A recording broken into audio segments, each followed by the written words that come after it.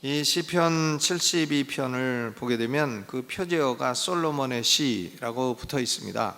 이것이 솔로몬이 지은 건가? 그렇진 않죠. 솔로몬이 편집을 한 것입니다. 왜냐하면 시편 72편 내용은 다윗의 기도라고 했어요. 그러니까 맨 19편 맨 끄트머리 보면 이새의 아들 다윗의 기도가 필하다. 그러니까 시편 72편은 다윗의 기도 내용이에요. 솔로몬의 기도 내용이 아니라 다윗이 솔로몬을 위해서 기도하고 있는 그런 내용인 것입니다.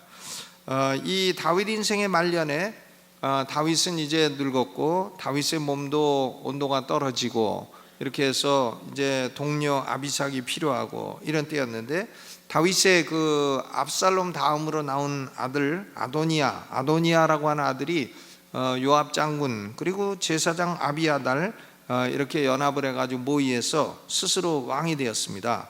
열왕기상 1장 6절에 보게 되면 저는 압살롬 다음에 난 자요. 그러니까 아도니아가 압살롬 동생이란 말이죠. 채용이 심히 준수한 자라. 그 부친이 내가 어찌하여 그리하였느냐 하는 말로 한 번도 저를 섭섭하게 한 일이 없었더라. 그러니까 다윗 임금이 이 아도니아를 한 번도 야단친 적이 없다는 얘기죠. 그러니까 아버지한테 단 한 번도 야단 맞은 일이 없어서 요 아도니아가 약간 좀 싸가지가 없는 아들이 됐다, 이제 그런 얘기죠.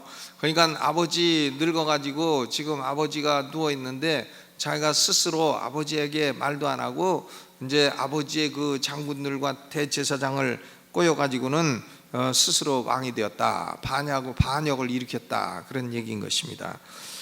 그런데 다윗이 정신을 차리고 보니까 선지자 나단이 들어오고 솔로몬의 모친인 밧세바가 들어오고 해서 다윗 임금이 시여 솔로몬을 왕으로 한다고 하시더니 어찌하여 아도니아가 왕이 된 것을 왕이 아십니까? 하니까 다윗이 정신을 차리고 솔로몬을 후계자로 세워주게 되었습니다.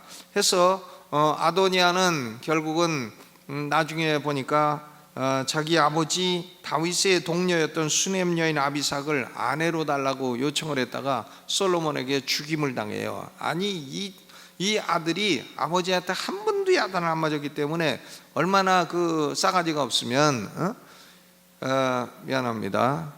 왜? 아니 자기 아버지가 동료로 쓰던 여자를 달라고 하느냐고요. 이런 아들은 이건 참 나쁜 아들이죠.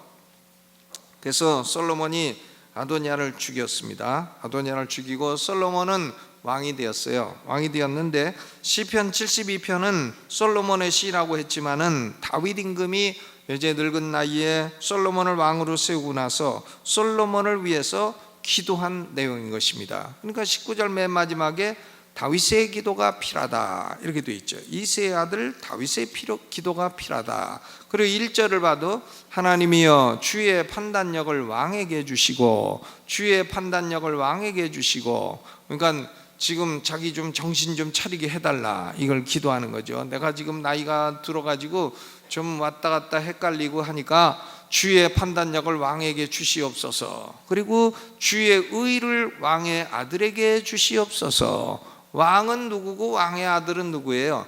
왕은 다윗이고 왕의 아들은 솔로몬이에요. 그러니까 지금 왕인 자기에게 정신 차리게 해주셔가지고는 주의 의를 왕의 아들에게 주십시오.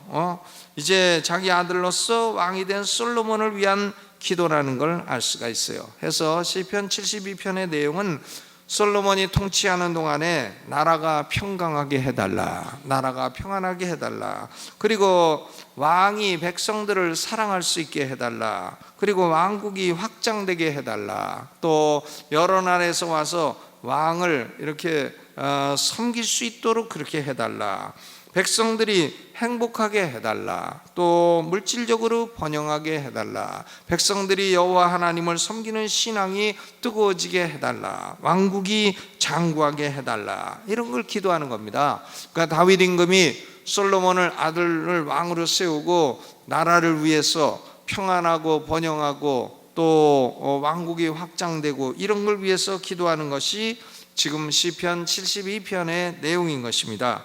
다윗의 이런 기도 내용들은 솔로몬이 40년 동안 통치를 하는 동안에 거의 다 실현되었어요. 보니까 뭐 시바의 여왕도 와가지고는 솔로몬을 경배를 하고 칭찬을 하고 와서 섬기고 그랬고, 백성들이 다 평안했고 이 왕국의 경계가 확장이 되고 그랬습니다. 대부분 다 솔로몬의 40년 통치 기간 동안에 이 다윗의 기도가 이루어졌다 하는 것을 알 수가 있어요. 그런데 이 솔로몬이라고 하는 왕 자신으로 끝나는 것이 아니라 예수 그리스도를 예표하는 인물이에요. 솔로몬이 예수 그리스도를 예표합니다. 다윗 임금도 물론 예수 그리스도를 예표하지만 솔로몬도 예수 그리스도를 예표하고, 또 솔로몬의 왕국은 메시아 왕국을 예언하는 것입니다. 그러니까 이 구약 성경에 나타난 왕은 예수 그리스도를 의미해요. 왕국은 메시아 왕국을 의미합니다. 그러니까 구약 성경에는 이것이 다 물리적인 왕이고 물리적인 왕국이지만 신약 시대에 오면은 이것이 영적인 왕이고 영적인 왕국으로 그 실체를 보여주고 있는 것입니다. 그러니까 시편 72편은 이 기도의 궁극적인 실현은 예수 그리스도에 의해서 이루어지게 되는 것이죠. 오늘은 특별히 17절 말씀을 주목해서 보고자 합니다. 17절을 읽어보죠. 시작. 그 이름이 영구함이요 그 이름이 해와 같이 장구하리로다. 사람들이 그로 인하여 복을 받으리니 열방이 다 그를 복되다 하리로다. 아멘. 물론 솔로몬의 이름이 장구하고 영구하고 솔로몬으로 인해서 사람들이 복을 받고 열방이 솔로몬을 다 복되다 하고 하지만은, 그러나 이것은 궁극적으로는 예수 그리스도에 의해서 실현이 되는 것입니다. 여기서 예수 그리스도에 관해서 두 가지 진리를 생각할 수 있어요. 먼저는 그 이름이 영구함이라. 그 이름이 영구함이라. 예수의 이름은 영구하다. 그 이름은 영구하다. 영구하다고 하는 것은 과거, 현재, 미래에 영원히 계속된다는 겁니다. 사람의 이름이 아무리 유명해도 당대에 조금 유명하다가 그 다음에 죽으면 잊혀져 버리고 그러면 무슨 소용이 있어요. 어떤 유명한 가수가 유명한 가수 있습니다. 윤영주 씨라고. 그래서 윤영주 씨가 이제 70, 80 무슨 세시봉 이런데 그 한때 유명하던 통기타 가수였고, 저기 어느 교회더라 거기 장로님이고, 그렇죠. 무슨 교회죠? 예? 원교회 있어요. 하여간 거기 그 장로님이고 한데 그 사람이 그 연대 의대를 다니다가 의사를 그만 때려치고서는 통기타 들고 노래를 해가지고는 그 제일 히트곡이 뭔가 하면 하늘에서 별을 따다 뭐 그런 거 있죠. 오란시 이거 그게 이제 윤영주 씨의 최고 이제 히트곡이죠. 근데 그분이 어디 가서 고등학생, 중학생들인 데서 노래를 딱 부르고 그랬더니 그게 무슨 노래예요? 그러더라는 거 아니에요? 나 윤영주다 그러니까 윤영주가 누구예요? 그러더라는 겁니다. 그냥 모르는 거죠. 벌써 뭐 한 세대만 지나도 그 유명한 가수도 잊혀지는 거예요. 이름이 영구하지 않습니다. 그런데 이 이름은 영구합니다. 그 이름이 영구함이요 그 이름이 해와 같이 장구하리로다. 그 이름이 영구함이요 His name endures forever. 영구하다. 그러니까 예수의 이름은 영원전 창세전부터 존재했던 이름이에요. 요한복음 1장 1절로 3절에 태초에 말씀이 계시니라. 이 말씀이 하나님과 함께 계셨으니 이 말씀은 곧 하나님이시니라. 그가 태초에 하나님과 함께 계셨고 만물이 그로 말미암아 지은 바 되었으니 지은 것이 하나도 그가 없이는 된 것이 없느니라. 그러니까 태초에 예수님의 이름은 말씀이었어요. 말씀, 로고스가 예수님의 태초의 이름이에요.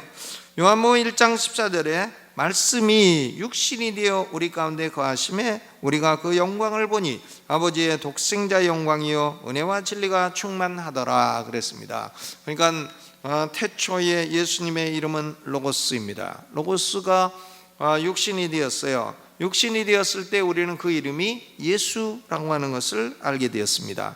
근데 구약 시대에도 예수님은 살아계셨기 때문에 성자 예수님은 종종 여호와의 사자라고 하는 이름으로 나타나셨어요. The angel of the Lord, 여호와의 사자. 구약 성경에 나오는 여호와의 사자는 성육신하기 이전의 예수 그리스도입니다. 하갈, 아브라함의 여종 하갈이 목말라 죽게 됐을 때에도 광야에서 나타나셨습니다. 그리고 야복 강가의 야곱에게도 나타나셨어요. 야곱과 씨름하신 분이 바로 제2위 하나님 예수 그리스도입니다. 기드온, 사사 기드온에게도 나타나셨습니다. 사사 삼손의 아버지인 마노아에게도 나타나셨어요.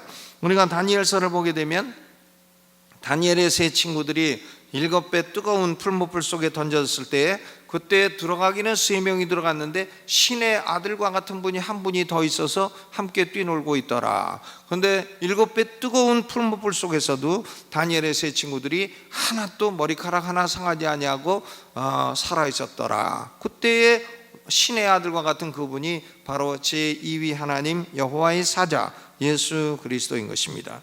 그러니까 때가 되어서 말씀이라고 하는 이름을 가지신 성자 예수님이 육신을 입고 이 땅에 오시게 되었어요.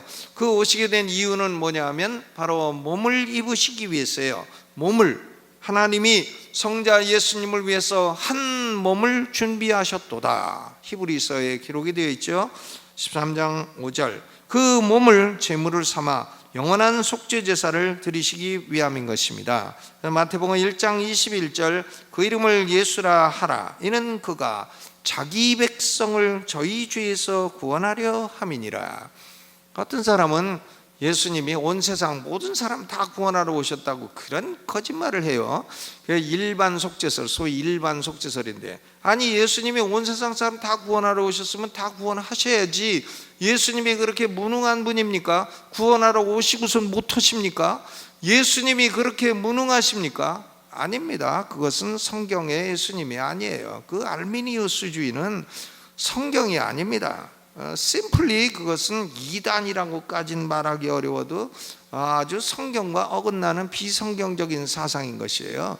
여러분, 예수님이 왜 오셨나? 자기 백성을 저희 죄에서 구원하러 오신 거예요. 자기 백성을 저희 죄에서 구원하려 하심이라. 자기 백성을 예수님은 양이라고 하잖아요. 양, 염소가 아니라 양이라. 그러니까 예수님이 나는 양을 위하여 목숨을 버리노라. I lay down my life for the sheep. 양을 위하여 목숨을 버리노라.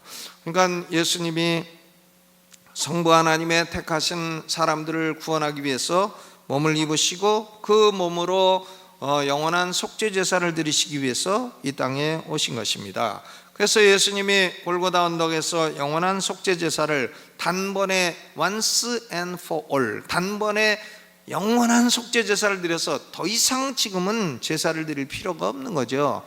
카톨릭 신부들이 무슨 미사를 드릴 때마다 예수님의 피를 마시고 무슨 제사를 드린다고 하는데, sacrifice를 드린다고 하는데 그것은 헛된 소리인 것입니다. 그것은 예수님의 십자가 속죄를 부인하는 아주 이단 사설과 같은 헛된 소리예요.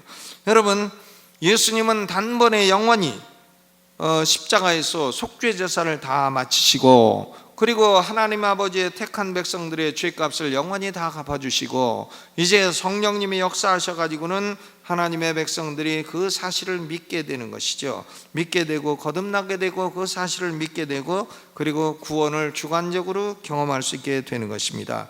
성부 하나님이 택하셨다고 구원받는 건 아니에요. 성자 예수님이 속죄가 완성됐다고 해서 그것이 곧 구원을 주관적으로 체험하는 것은 아닙니다. 성령님이 역사하시고, 성령님이 거듭나게 하시고, 성령님이 예수가 내 구주시라, 이것을 믿게 하실 때에 비로소 사람의 영혼은 구원받게 되는 것입니다. 구원은 삼일체 하나님의 위대한 역사이지 인간의 자유의지로 무슨 산물이고 그런 거 아니죠. 무슨 펠라기우스주의도 아니고 이단 무슨 오리겐도 아니고 자유의지로 구원을 받는다 하는 것은 아주 헛소리고, 그것은 성경이 아니고 그것은 이단 사설의 시발점이고 신비주의의 출발점인 것입니다. 여러분, 예수님이 성육신하시고 속죄제사를 드리신 이후로 예수의 이름은 온 세상에 전파되었어요. 지금도 헤아릴 수 없이 수많은 사람들이 예수의 이름을 믿고 예수의 이름으로 구원받고 예수의 이름을 찬양하고 있는 것입니다. 과거에도 예수님의 이름은 말씀으로 쓰였고, 그리고 구약시대에도 예수님의 이름은 여호와의 사자였고, 그리고 말씀이 육신이 되었을 때 예수님의 이름은 하나님이 알게 하시기를 그 이름을 예수라 하라 하셨습니다. 여러분, 예수의 이름은 이제 현재도 온 세상 수많은 사람들이 그 이름을 찬양하고 있지만, 예수의 이름은 미래의 천국에서도 영원한 경배와 찬양의 주제가 되는 것입니다. 요한계시록 5장 13절에 보좌에 앉으신 이와 어린 양에게 찬송과 존귀와 영광과 능력을 세세토록 돌릴지어다. 그러니까 24장로들이 계속해서 천국에서 예수의 이름, 어린 양 예수를 찬양하는 것이죠. 예수의 이름은 영원한 이름이에요. 그러므로 그 이름 예수는 영원전부터 영원 후까지 영원히 지속되는 아름다운 이름인 것입니다. 하늘 아래 죄인들이 믿고 의지하고 구원받고 복을 받을 수 있는 이름은 예수 이름 이외에 다른 이름은 아주 없는 것입니다. 아멘. 예수, 얼마나 아름다운 이름이에요. 여러분, 영혼 속에 예수의 이름이 아름다운 이름이십니까? 예수의 이름이 보석과 같으십니까? 어떤 사람들은 예수의 이름을 막 욕을 해. 각 사람들은 자기 지옥 가가지고 지금 받을 벌을 갖다가 지금 벌고 있어요. 매를 벌고 있는 겁니다. 그걸 알아야 돼요. 아니, 자기 영혼에 엄청나게 손해나는 짓을 무식하게 하고 있는 것이다, 그 말이에요. 그러니까 그 얼마나 무지한 사람들이에요. 여러분, 예수의 이름은 영구한 이름이요 그 이름은 해와 같이 장구한 이름인 것입니다. 여기 예수의 이름이 복된 이름이고요, 두 번째, 그의 백성이 복된 백성입니다. 사람들이 그로 인하여 복을 받으리니 열방이 다 그를 복되다 하리로다. 사람들이 예수로 말미암아 복을 받아요. 복을 받아. 예수님은 이 땅에 예수의 이름으로 인하여 복받을 자기 백성을 가지고 계시다는 말씀인 것입니다. 예수 그리스도의 자기 백성은 영원전에 예수 안에서 택하심을 받고 예수 그리스도의 속죄를 입고 성령의 부르심을 받은 참된 교회인 것입니다. 교회라고 하는 이름을 가지고 있다고 해서 다 교회가 아니에요. 교회라고 하는 이름을 가지고 있다고 해서 다 교회가 아니고 배교한 교회도 많습니다. 배교, 이 신앙의 본질에서 떠나고 있는 대한민국은 배교한 교회가 굉장히 많아요. 여러분, 우리는 이 예수 그리스도의 자기 백성, 이 예수 그리스도의 자기 백성은 사도행전 11장 26절에 보니까 안디옥에서 비로소 그리스도인이라 일컬음을 받게 되었더라 그랬어요. 그리스도인이라고 하는 것은 예수 그리스도를 닮은 사람들이라고 하는 의미입니다. 교회에 의해서 예수 그리스도의 이름은 계속해서 전파가 되는 것입니다. 예수의 이름으로 말미암아 복을 받을 자기 백성들이 있다는 거예요. 여러분, 교회는 교회 역사를 보게 되면 부흥기를 겪다가 쇠퇴기를 겪어요. 부흥기도 있고 쇠퇴기도 있고 그렇습니다. 그러나 쇠퇴기를 겪어도 하나님은 다시 부흥을 보내시고 예수의 이름이 영구히 지속되도록 하는 것입니다. 역사에 보게 되면 한때 유명한 사람들, 누구라고 하면 알만한 유명한 사람들이 예수의 이름을 모독하고 또 부인하고 거절했습니다.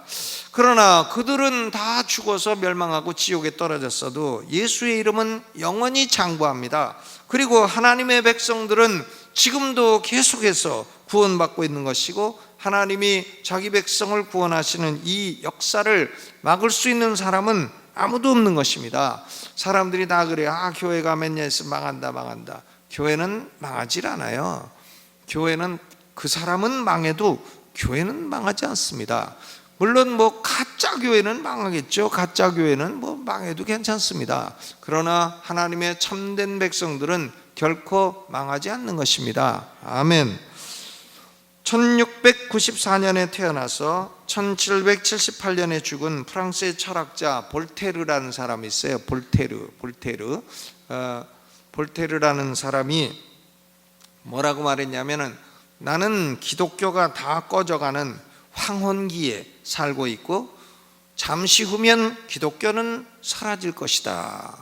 I am living in the twilight 이라고 그랬어요. 황혼기에 살고 있다. 그러니까 기독교가 다 꺼져가는, 이제 해가 지려고 하는 그 황혼기에 살고 있고 조금 있으면 해가 딱 떨어지면 기독교는 사라질 것이다. 누가 그랬다고요? 볼테르가 그런 프랑스 사람인데 헛소리했습니다.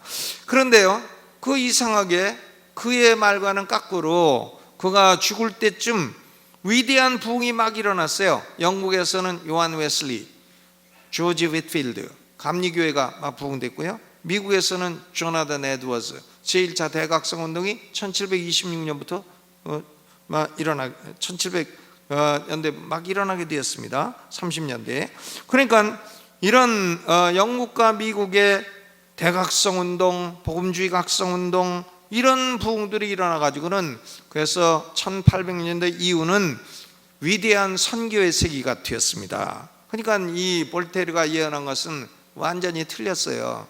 그러니까 볼테르는 기독교의 황혼기에 산다고 했지만 사실은 부흥의 여명기에 살고 있었던 겁니다.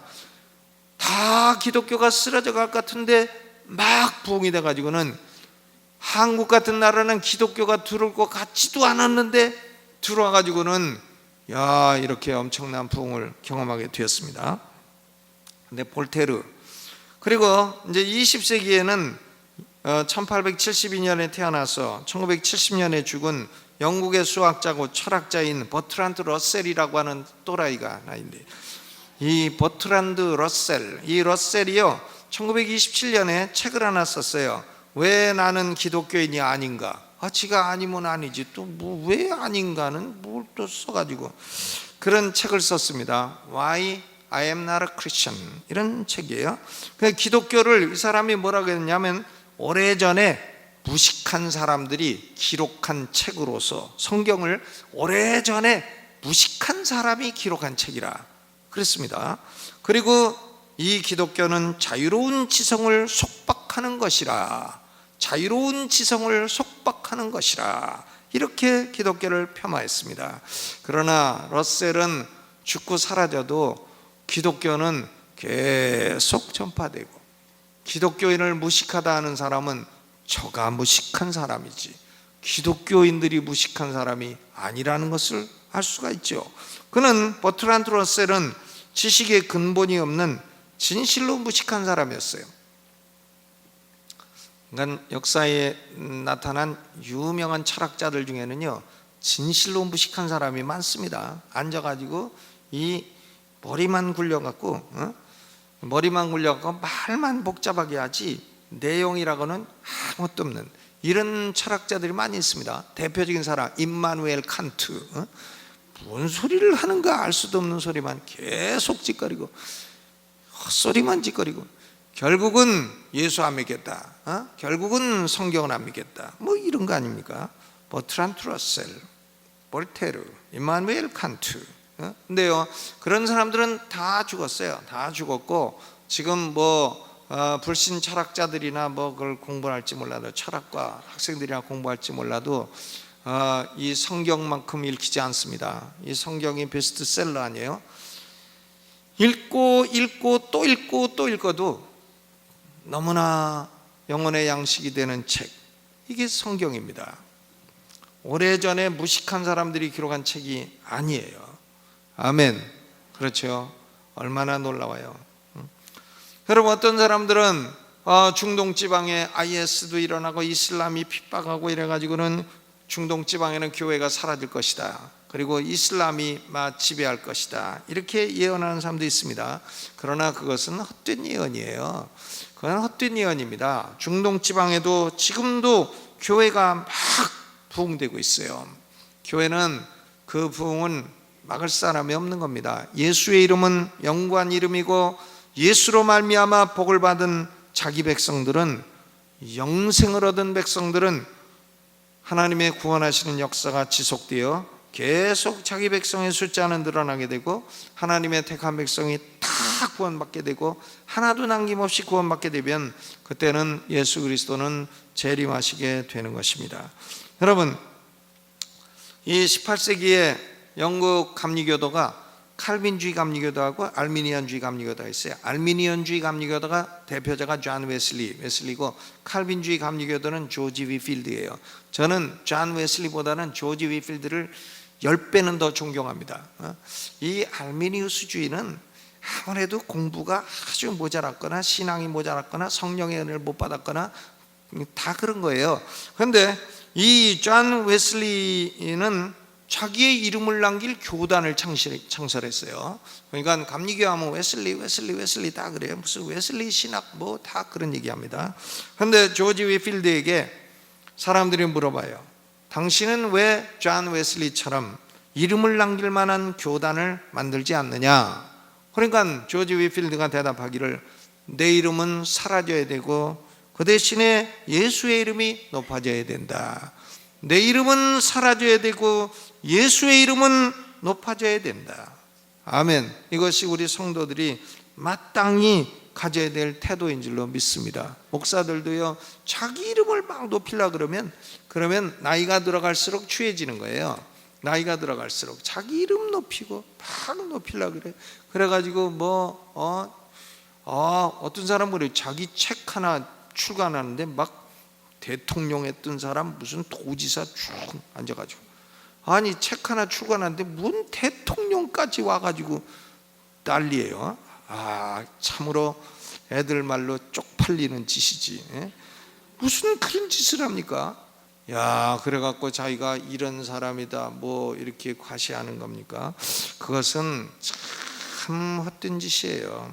여러분, 우리는 우리의 이름 뭐 안 남기면 어때요? 피영민. 나는 왜 성씨가 피가 돼갖고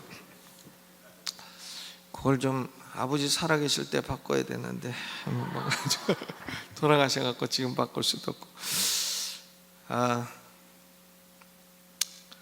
우리의 이름은 사라져도요, 우리 이름이 중요하지 않습니다. 예수의 이름이 장구하죠. 예수의 이름이 영구합니다. 우리는 예수의 이름이 높아지기를 원해야 됩니다. 이것이 우리 성도가 가져야 될 마땅한 태도입니다. 여러분, 예수 이름은 우리 마음속에 참으로 고귀한 이름이에요. 아멘. 여러분 영혼 안에 예수의 이름이 아름다운 이름, 고귀한 이름이십니까? 또 여러분은 예수 그리스도의 자기 백성에 소속되어 있으십니까? 예수님이 자기 백성이라 할 때에 여러분이 그 일원이십니까? 너무나 중요한 질문이에요.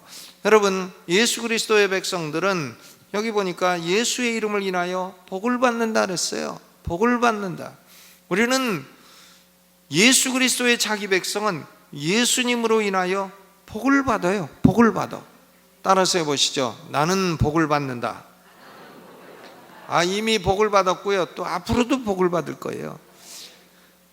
무슨 복을 받았냐, 지금도 조금 괴로운 게 많은데, 그래도 우리가 복을 받은 겁니다. 우리는 구원을 받았고 영적인 복을 받았고 성령을 받았고 영생을 받았고 복을 받았고, 그리고 이 세상에 살면서도 뭐 그냥 덤으로 조금 복을 주시면 그거 받는 거죠. 물질의 복이나 건강의 복이나 장수의 복, 이런 거는 그냥 아주 큰 거 사는데, 그랜저 사는데 티코 붙여주는 이 정도인 것이지 그것이 핵심이 아니단 말이에요. 여러분, 우리는 예수의 이름을 인하여 복을 받게 되는 것입니다. 오늘 우리가 예수의 이름을 사랑하고 예수의 자기 백성이 된 것을 감사하며, 하나님이 오늘 말씀대로 예수의 이름으로 주의 백성들에게 복을 내려 주옵소서. 내게도 복을 내려 주옵소서. 이미 주신 복도 감사하지만 더욱더 복을 내려 주시옵소서.